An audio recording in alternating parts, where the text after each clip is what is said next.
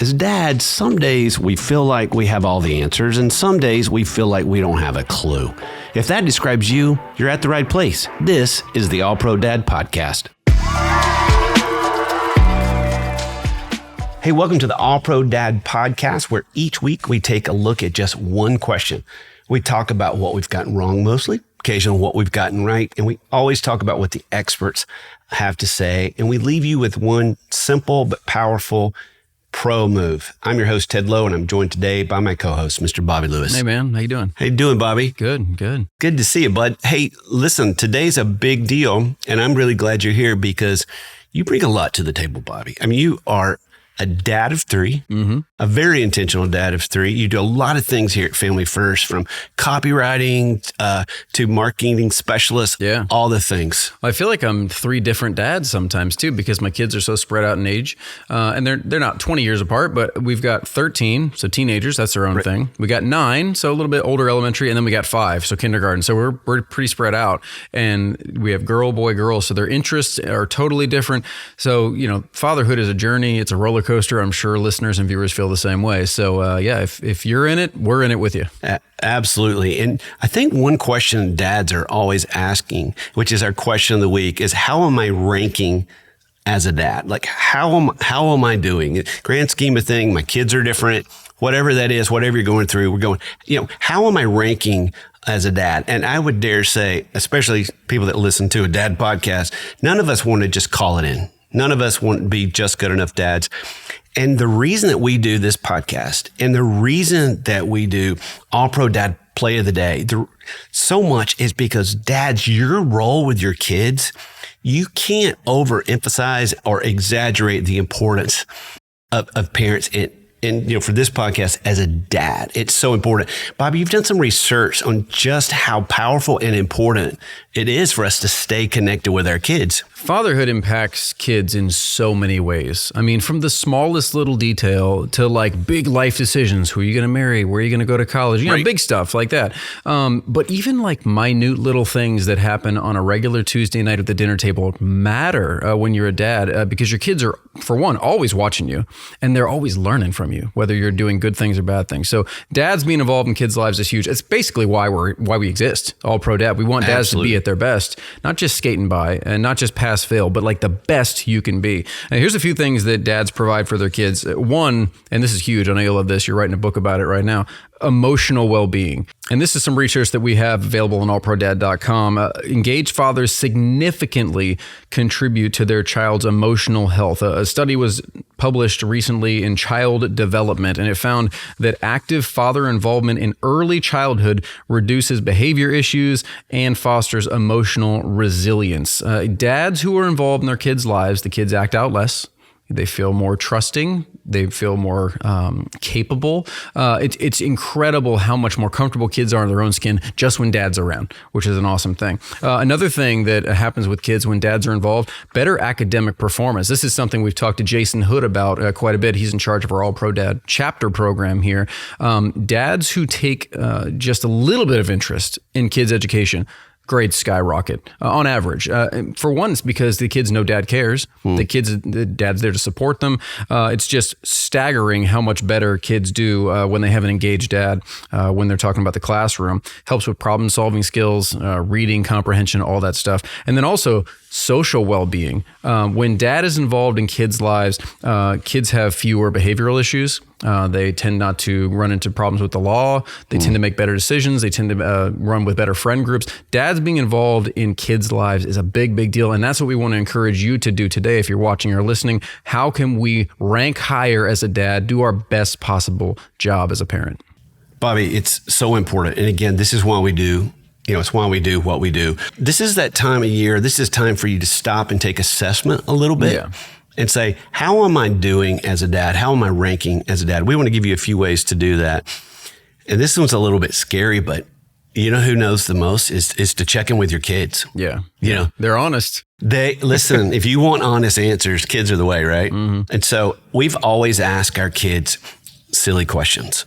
Always. One of my favorite was I asked my son, and I think he's 8 or 9 at the time. I said, I may have shared this already, but I asked him, I said, buddy, if you could have a tattoo, you had to get a tattoo, what would you get? And without a blink, he goes, I'd get a puppy floating in cash on my chest. Nice. I was terrified and thrilled at the same time. Yeah. But what we'll do with kind of... Did he end up getting the tattoo? Yes, on his face. Nice. But actually, just kidding. It's on his back. Actually, when we, in the middle of these questions, I've learned if you can get them laughing, that I think humor opens up the heart a little bit. And I'll ask things like, one thing you could ask is, hey, what am I doing that's great as a dad? What do you love? Again, brace yourself. Yeah. But then also to go, hey, if I could change one thing as a dad, it doesn't mean you have to change to what they say. They could say, let me stay up till midnight, and they're 6 years old. Yeah. But sometimes you may get more of an answer than you think. A couple months ago when we were talking about Christmas gifts, my wife always comes to me, even with Father's Day. She's like, what do you want for Father's Day? What do you want for Christmas? What do you want for your birthday? I'm like, nothing really. Like, I don't have like any specific thing that I really want. I don't know why. I have a hard time coming up with gifts for myself. But a couple months ago during Christmas, my wife asked me, what should we get from the kids for you? And I'm racking my brain. I'm like, I don't really know. And then it just hit me. I'm like, just let them get me a gift card. And as soon as I said the word gift card, it sparked my brain and said, oh, let them go pick a gift card of where I want to take dad on a date. So, that's good. Like Starbucks for my oldest kid. But what she's really buying is a pocket of time with me. That's good. So it's a check-in moment. So she thinks she's actually like getting the coffee or whatever. But my oldest daughter, actually, we have the opportunity to go sit down and have a conversation over coffee or whatever and just hang out. And my son's like, oh, let's get hamburgers. So he gets me a gift card for the hamburger place. And then we go sit and have hamburgers together. And that's such a cool thing because they think they're getting to give me a gift, but I'm actually receiving the gift of time with them, and I get to check in and ask them honest questions without the influence of their siblings around. You try to have that conversation on the couch and some kid's doing a backflip over here and this one's pulling the dog's tail, and like there's so much going on. If you just have that one-on-one time, you really can check in. Irreplaceable time. And that's a cheat code, Dad. If you got an idea, if you can't think of something for Father's Day, say, hey, how about a gift card? Let's go get Slurpees or whatever, and go hang out. That's good. So check in with your kids. That's a powerful thing. How do you rank with your, as a dad, you can check in with people who know you best. Yeah. Ask your wife, ask your friend who's with you. I will ask my wife quite often, and they won't be honest with you if you don't receive it. So you get the information and you just say, thanks for letting me know. Don't get defensive because it could put you on the defensive. But you can say, hey, what do you think I'm doing great as a dad? What do you think I need to improve on? So I asked this question recently, and my wife said, I feel like what you're doing well is you're showing way more empathy with the girls instead of trying to fix things. Yeah. So I was like, and she said, but it wasn't a but. She goes, but she did say but. Anyway, you're not supposed to say but. Boys love it. Boys love it. Anyway. My son laughs every time. But she said, I feel like you try to read our kids' minds and you don't have the ability to do that because that's impossible. Because I tell you what they're thinking. And I would start parenting out of what I thought that they were thinking. And I thought, but that was good going. And it encouraged me to go, keep having empathy, saying that, and just go, wait, don't let what you think that they're thinking be part of the equation of how you being as a dad. Yeah, my wife would be a good person to ask because, for one, I trust her and I know she can tell me the truth. I don't want to ask someone, and if you're thinking about doing this as well, don't ask someone who's going to sugarcoat it and just say, oh, no, you're great. You're really good. I mean, there's always room for improvement in basically anything we do in life, including parenting. And so get with someone that you trust and you love and that loves you and will be honest and say, you're really good at this, but you know what? Maybe you could be a little more patient. That's good. Maybe you could be a little more fill in the blank and take it to heart. Don't just receive it and just not do it, but receive it and then try to apply it to your parenting. That's good. We have friends who live 2,500 miles away. I used to work for this guy. They're still dear friends, and we'll go on vacation and with them. And we would always ask at the end of vacation, is there anything you're seeing in our kids or you're seeing in us? And they would have never offered it had we not asked. But they knew after about the third or fourth vacation that we were going to ask. And it was great, great advice. So, ask for it, take it like a man, because it could hurt. Could sting a little bit, but man, isn't it worth it? Well, and you get down in the muck and the grime of day-to-day parenting stuff. Oh, I got soccer practice and I got this and we got band practice or whatever. You got all these things going on. Someone else can come in from that 30,000 foot view and like, hey, I just have been observing you, and man, this is great, but this could use some work. Take it to heart. Yeah, that's good. I like that. Number 3, and this is going to sound a little bit weird, but check in with yourself. And here's what I mean by that. I tease on the podcast that I have ADHD. So how that plays itself out for me spiritually is I type my prayers just to stay focused.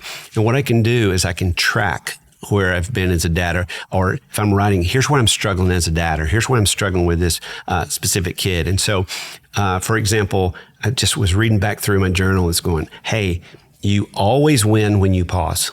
You always win when you pause.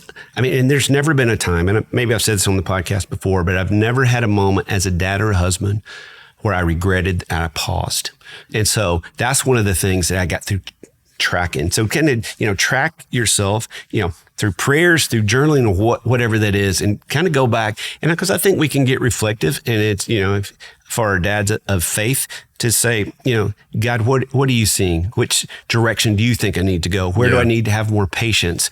And it's amazing how we start finding answers there. What's funny too is we do focus groups throughout the year for moms, for iMom, and for dads, for All Pro Dad. And one of the things that always happens is you get in a room with a group of women and say, how are you doing as a mom? And they're like, we're the worst. And you get in a room with a group of men who are like, how are you doing? Like, we're amazing. And it's so funny how men are like super confident, like, whoa, we're doing great at this. Right. But truly be introspective, because we don't do our kids any favors by just assuming we're great and never checking in with our heart posture. Think about like where you are right now as a dad. Are you where you want to be? And what little steps can you take to maybe, connect with them more? Yeah, make a slight adjustment. Yeah, slight. Yeah, it's good. Yeah, when we're not saying, like, if you're hearing us today and say, oh man, like these guys are going to beat us down, like we are terrible dads. That's not the case. If you're listening to the All Pro Dad podcast, you're probably a really good dad.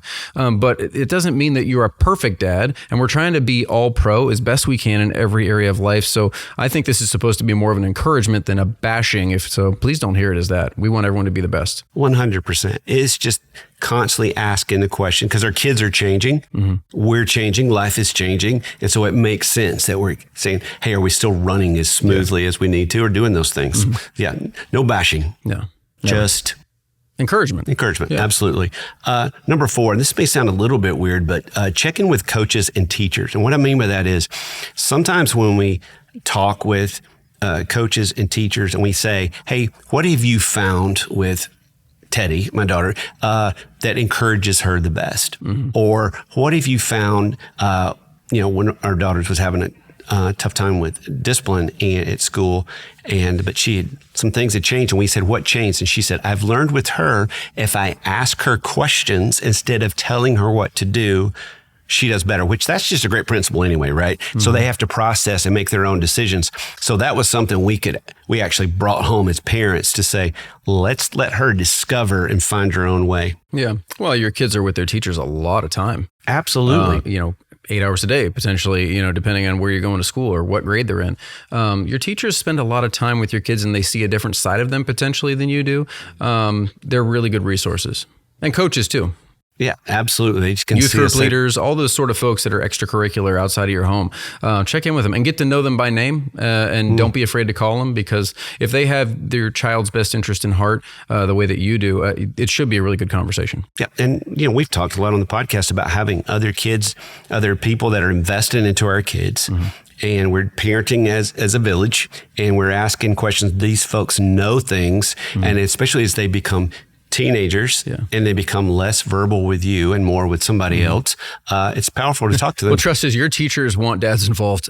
Your kids' teachers really want you to take an interest in your kids' education. They really want you to read with the little ones. They want you to encourage the older ones. They want you to show up to their band practice. They want you to show up to the soccer games and all that stuff. Your teachers are invested in you getting invested because it's better for everyone. Yep. And I would say with teachers and coaches, they hear, the bad news a lot. Come in with encouragement and gratitude and not being defensive, and just say, hey, thank you, for spending all this time with my kid. Yep. To go in with that.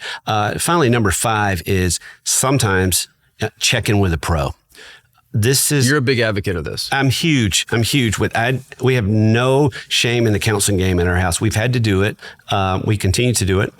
And I think with our kids, sometimes you go, I don't know what's going on. I've tried XYZ, and this isn't the first, this isn't the first thing you try, but don't let it get too far. You sit down and go, what's going on with my kid? Yeah. What can I do to help my kid with, our daughter? And she's given me complete permission to say this, but she started suffering from OCD when she's in 4th grade. And we're like, oh, wow, and it was classic OCD of things she was doing. And I thought, I don't know how to help her, but Miss Dorit did.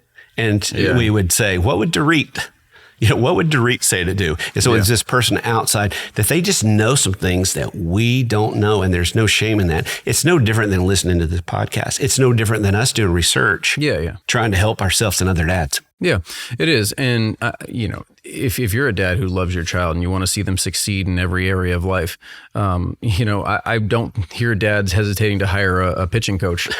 Exactly. If you want them to succeed with pitching in baseball, like you go seek help from someone who can help them with that sort of stuff. If they're struggling in one area of life and you think they're going to talk to someone about it, that is an all pro dad move, for sure. Yep, because they're probably not going to be a professional athlete, but they are going to be a person. Yeah. They're going to be hopefully a thriving adult. That's a great point.